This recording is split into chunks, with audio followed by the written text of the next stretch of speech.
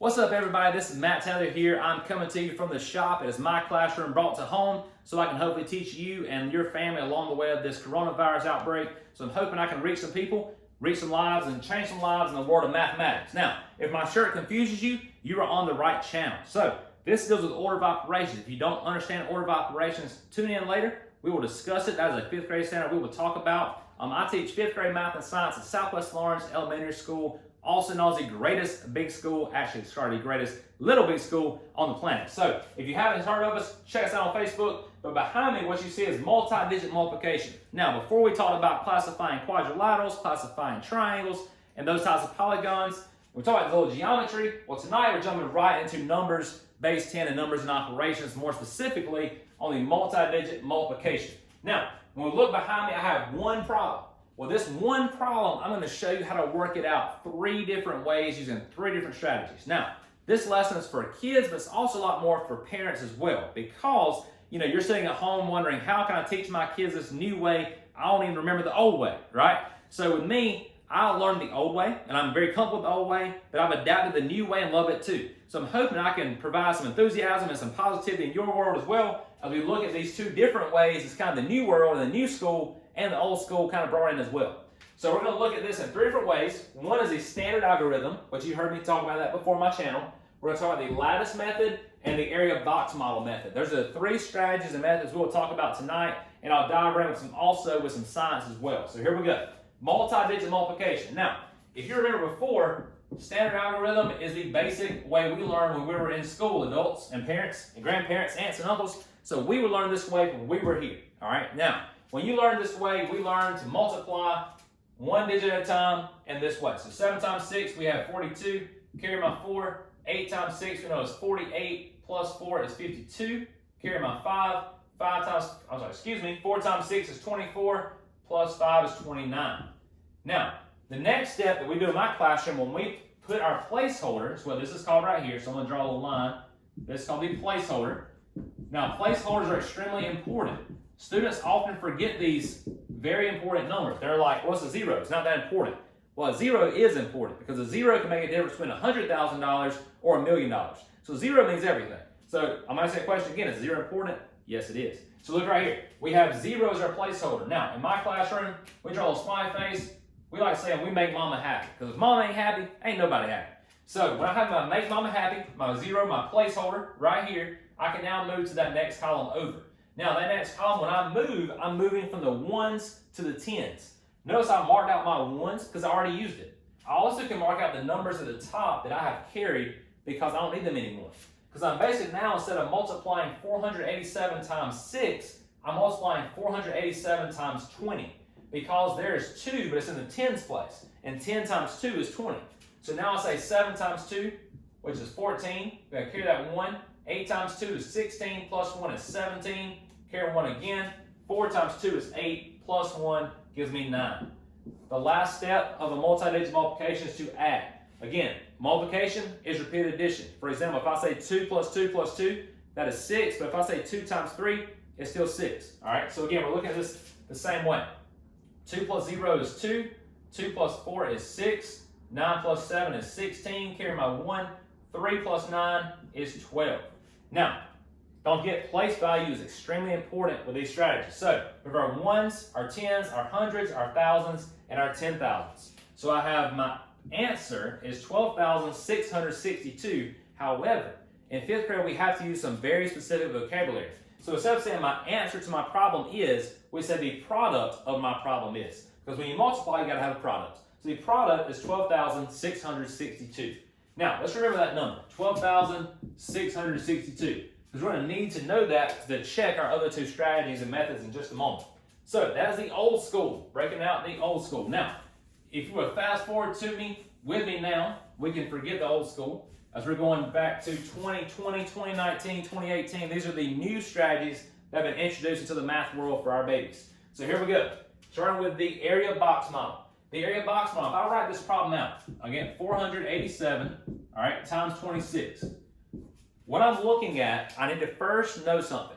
With an area box model, it's just as it sounds. You're going to draw boxes, okay? Now, to understand how many boxes you draw, you look at the digits. I have 1, 2, 3 across my first row. Then I have 1, 2 across the bottom. Now, here's what's going to happen. 1, 2, 3, 1, 2. Here's what you want to do. Multiply 3 times 2, and that tells you how many boxes you will need. Okay? So what I mean by that is if I count 1, 2, 3 digits, that's 3, times the number of digits on the bottom, 1, 2. So 3 times 2 is 6. So I draw my boxes. I'm not an artist by any means. We know that by now. However, we're going to still do the best we can. All right? Now, some people are perfectionists, like their box is perfect. I'm not one of the people. As long as it's functional, I'm good. All right? So here we go. I have 487 times 26. What do I do now? You're going to take these numbers and write them in expanded form. Now, expanded form is actually a 4th grade skill / 3rd grade skill. We actually have changed this now in 5th grade to decimal expanded form, which I'll learn later on in a YouTube series as well. So I look at this right here. I have 487 times 26. Across the top, you see there are 1, 2, 3 places. All right, now, across the bottom, you see I have only 2 digits. 2 digits can't fit in 3 places. So I need to put my first 3, so 487. And you're like, where do those numbers come from? Watch this. If I add these 3 numbers together, what's your sum? 487. Here's what happened. The 4 is in the hundreds place. Place value, 400. The 8 is in the tens place, 80. The 7 is in the ones place. All right, so as I look down at the bottom, I have 26. Notice the side, all right, going vertical here, I have two sections. So I have 20, and then I have 6. If I add those together, 20 plus 6 is 26. Now, when I look at the next step, I'm looking to see what am I multiplying. All right, so if I look at this box right here, the 2 digits that I have in the box in common are 420. Here is the kicker. All right, this is what's really, really easy for you. If I look at just the first digit of these numbers, 4 times 2, if you know your basic math facts, this is the easiest strategy. So watch this. 4 times 2 is 8.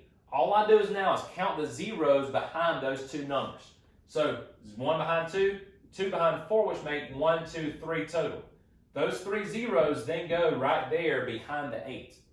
Same concept here. 2 times 8 is 16 with 1, 2 zeros. So there's 1600.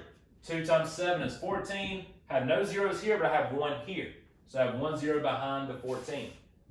Bottom row, 4 times 6 is 24 with 2 zeros. 6 times 8 is 48 with 1 0. And then 6 times 7 is 42. Now notice the bottom row is multiplied by 6, top row is multiplied by 20. So as we go now, the next step and the final step, you want to add all 6 of these numbers together. I know it seems like a lot, but this way you'd be amazed at how many students learn this way easier and better than the old-fashioned way. It blows my mind every time I teach the lesson.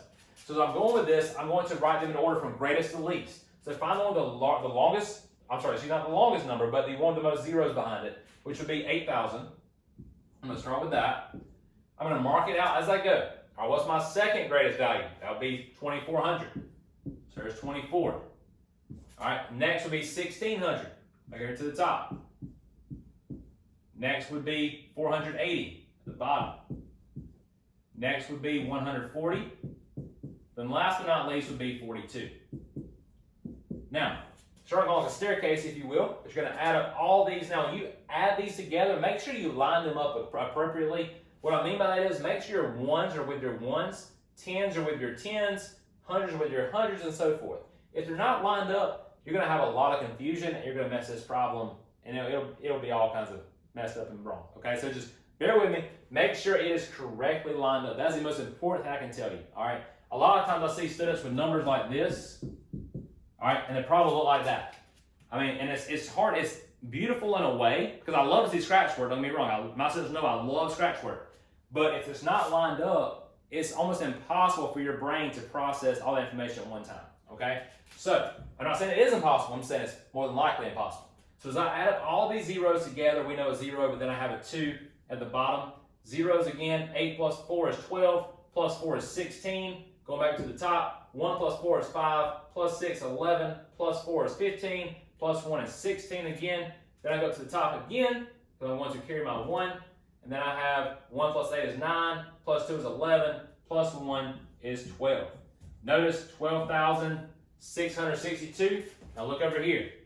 of the same product we had from the first time. So again, the area box model. This is it. If you want to pause your screen or rewind and look at it again, please do. But that's the area box model method. Now, last but certainly not least, this is my favorite one, known as the lattice method.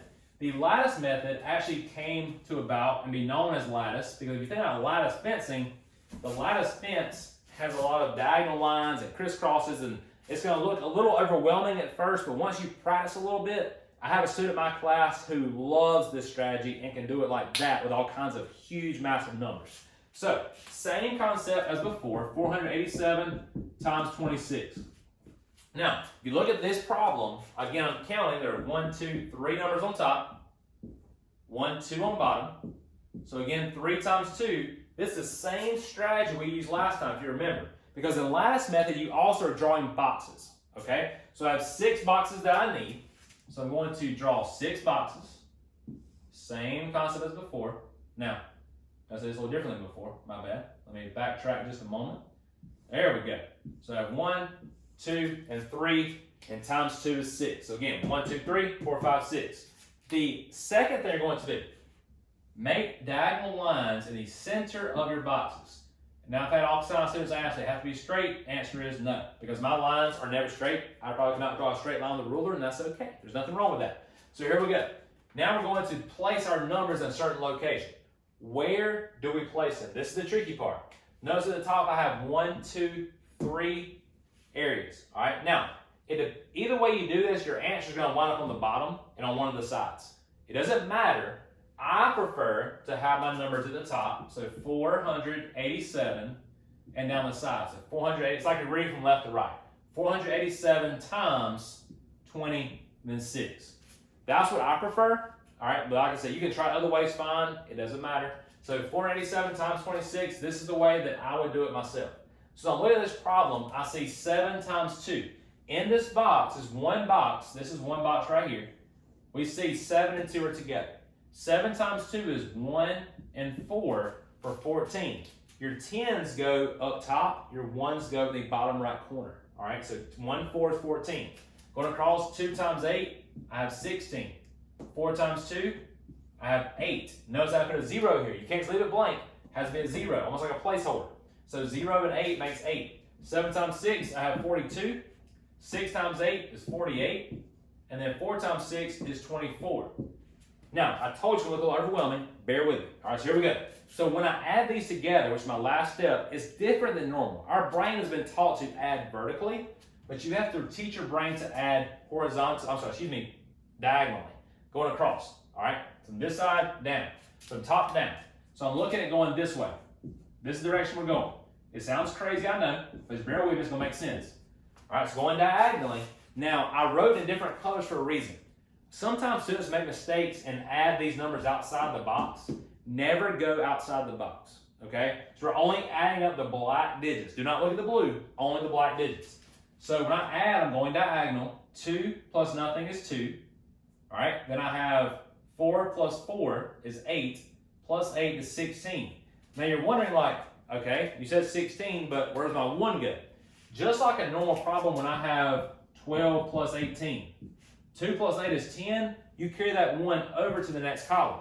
The same concept belongs here. So I'm going to do this with black so we won't get messed up with this. But when I go 4 plus 8 is 16, that 1 has to go to that next column over. So 1 that I carried, 2, 8 plus 4 is 12, plus 4 is 16 again. Carry that 1 again. Let's see, I'm going to go black so we won't be adding incorrect numbers. All right, here we go.